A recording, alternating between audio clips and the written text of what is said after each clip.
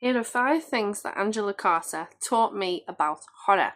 Number 1, female horror is heavily tied in with feminism. Number 2, horror is personal, and the personal is political. Number 3, women are driven by different fears to men. Number 4, female horror is very much based on abuse and subjugation.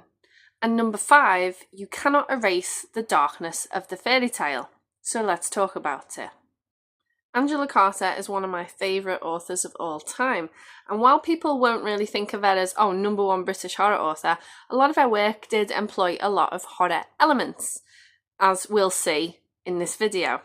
So first of all, we'll talk about feminism and horror being heavily interlinked. Now, the first time I came across Angela Carter, I was met with very visceral, gory, violent feminism in The Passion of New Eve and The Magic Toy Shop.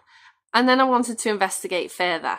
Carter's reimaginings of classic fairy tales in The Bloody Chamber and other stories did actually bring to the forefront feminism and the visceral, gory, violent reality of female characters in a patriarchal setting. Sometimes she even portrayed the female protagonist as the predator rather than the helpless virginal victim. But first we need to talk about the vulnerability, especially in The Bloody Chamber by Angela Carter, and the fear of not being believed. In the story, the narrator, she discovers the bodies in the castle, which is no secret if you already know that it's a retelling of Bluebeard.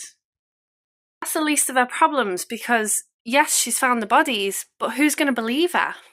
She actually asks who, on this distant coast, will believe this white-faced girl from Paris, and she describes this story as sounding like there's an ogre murmuring in the shadows. Now, to me, that just showed me straight away she's worried she's not going to be believed because she sounds hysterical talking about ogres in a setting that, in this case, isn't actually magical. The terror of not being believed haunts the female Gothic, especially.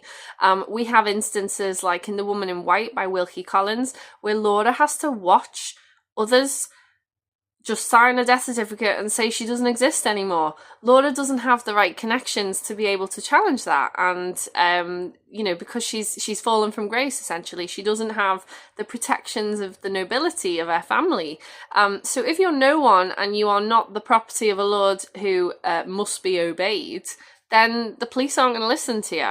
If we think about Dracula, Lucy Westenra's 3 suitors, they don't believe her when we're talking about a supernatural situation. They cannot accept that what is happening to Lucy is supernatural. They are men of logic and reason. We cannot believe what's happening before our eyes. And the terror of not being believed is something that permeates a lot in female horror. So next we'll talk about female desire and sexuality in Gothic horror and just female horror in general. For a very long time it was portrayed as something that was unnatural, something that was heavily repressed. It was not understood or accepted that women in Western societies, not in good Christian societies, they did not have desires and sexuality of their own. It was only when Marie Stopes published Married Love in 1918 that this concept was challenged and women started to accept, oh yes, I'm not just a vessel for male desire, I have desires of my own. So now we're going to look at Carter's focus on female desire and female sexuality. If we think of The Lady of the House of Love, which is her Sleeping Beauty retelling, we've very much got a female protagonist who has her own desires, has full control of these desires, and has to choose, does she give in to her nature or does she defy it? If we look at 19th century Gothic horror, if we look at stories like Dracula, the vampire doesn't just portray an unknown. The vampire also portrays heavily repressed sexuality and sexual desire. If we look at Carmilla, the lesbian vampire, we see that through the 19th century, especially with female Gothic, the idea of the woman having her own sexuality and desires is unnatural, just like the vampire. In Carter's fairy tales particularly, she uses a lot of beasts to kind of symbolise female desire, And in these situations, we've got men who are wolfish, we've got men who are described as leonine, and these characters offer a kind of animalistic alternative for the heroines in the stories, contrasting heavily with the uniformed prince or count or king. Both in The Courtship of Mr. Lion and The Tiger's Bride, these leonine alternatives offer the female characters a kind of wilder, less restricted playground to explore. Let's talk about how horror is personal and the personal is political.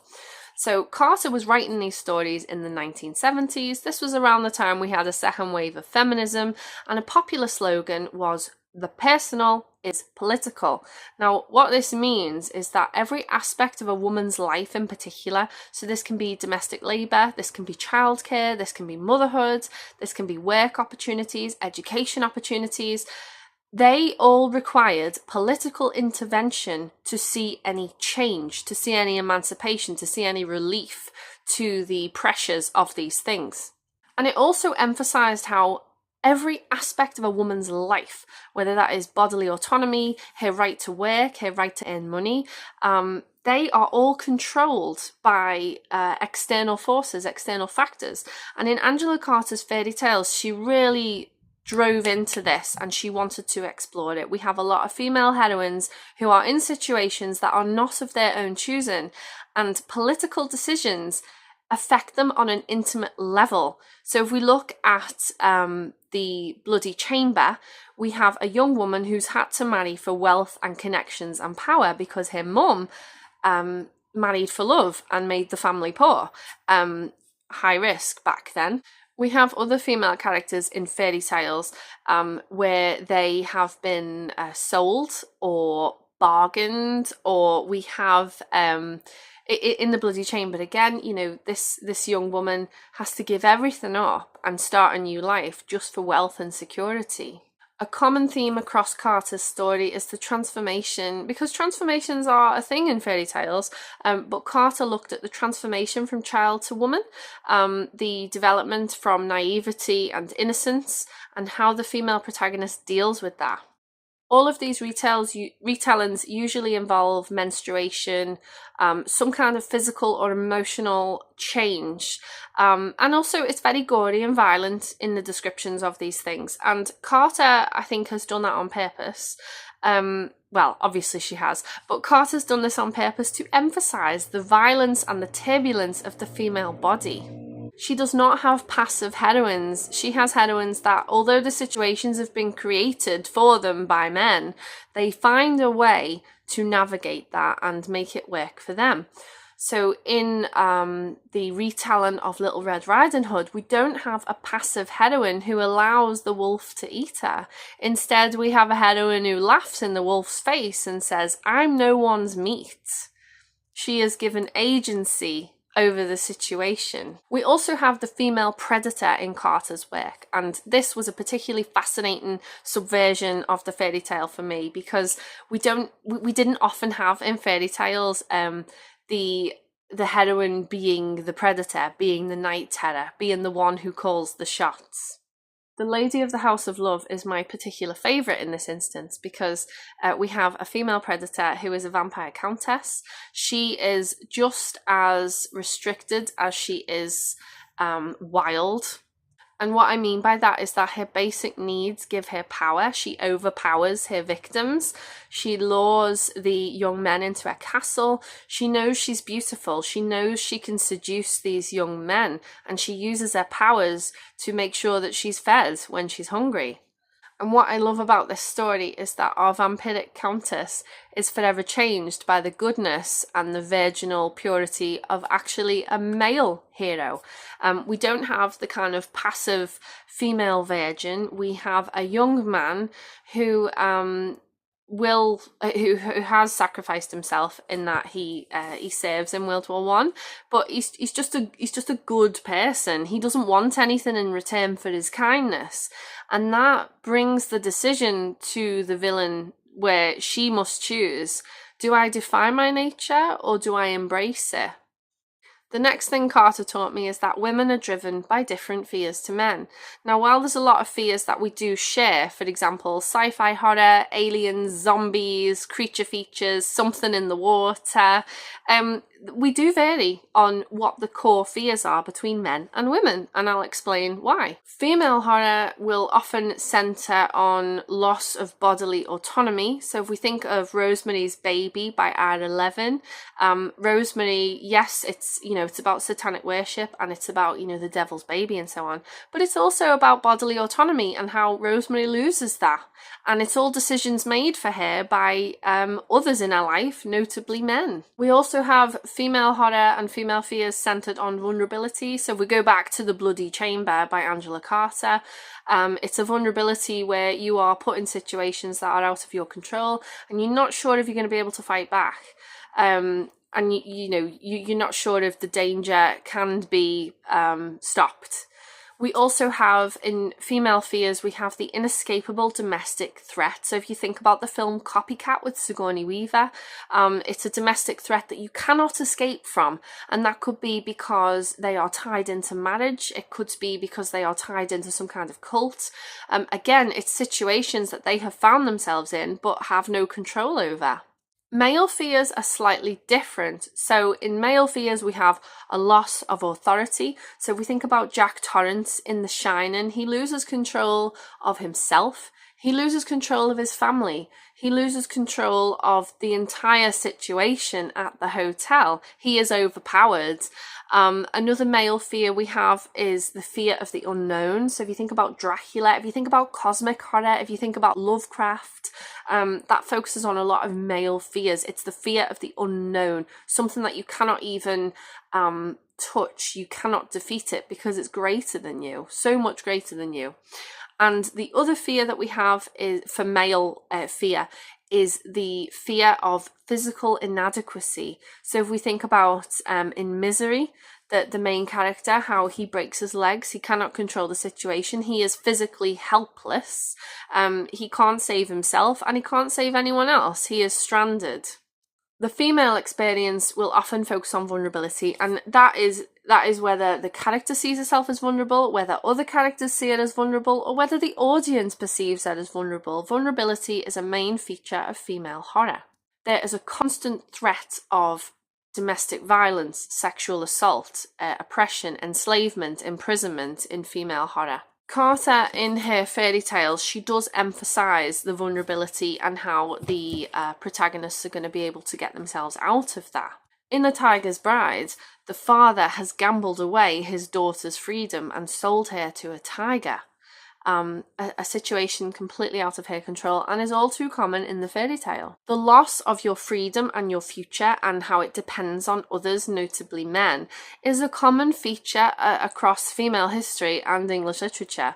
So if we think about Mrs. Bennet in Pride and Prejudice, she is married, she has a family, she lives in a nice house, but once her husband dies, she is not going to be able to control the situation. All the decisions are then passed to his nephew because she doesn't have any sons. She doesn't have any control over an inheritance, where she has to live, who she'll live with, and what her older years are gonna be like. And I felt that in Pride and Prejudice, we are reminded that women's freedoms and financial freedom and authority are a relatively new concept in the Western world. And as a result, this idea of vulnerability and not having that security by yourself is a recurring theme in female horror. We are also reminded that these freedoms and liberties that women have in the West can be taken away. If we think about Margaret Atwood's The Handmaid's Tale, for example. The Bloody Chamber by Angela Carter and the other stories mostly focus on female vulnerability, and they flip it on its head. She subverts a lot of the traditional tropes of fairy tales. For example, in Wolf Alice and the Lady of the House of Love, the female protagonist is not running from the night terror, she is the night terror. In the Bloody Chamber itself, it's not the brothers and the father who come and help the girl escape from Bluebeard's castle, it's her mother. And that is especially symbolic because she's taken back control of a situation that they should never have been in to begin with. That then leads us on to talk about the power dynamics and the abuse of power, and how female horror is centered on abuse and subjugation of women. Emotional and physical abuse feature heavily in female horror, and they feature heavily in the fairy tale as well. So if we think about the average fairy tale, we have a young woman who's usually abused or neglected by people who are supposed to look after her. So think about like the stepmother in Cinderella, the stepmother in Snow White, the parents in Hansel and Gretel. There's this kind of neglect and abuse of the protagonist. The mother is usually absent or passive and does nothing to protect the daughter, or the male, the father figure, usually is just as helpless or supports the patriarchal system that the characters are caught in. In Rumpelstiltskin, for example, the boastful miller tells the king, "My daughter is so talented, she can spin gold from straw." And the king says, "Oh, that's fantastic. I'm going to bring her to my castle," which he does. And this poor girl, she's had nothing to do with this situation. She never said she could spin gold out of straw. She has to go along with it because the king has said, "Spin me some gold. If you can't, I'll kill you. If you can, you can be queen." You know, she sits in the tower and she cries because she doesn't know how to do this. Her father has created this situation for her, and it's probably going to end with execution, until a weird little goblin thing comes and helps her, but only if she promises to give her firstborn child over in exchange. And she's so desperate to live, she's like, yeah, go on then, fine.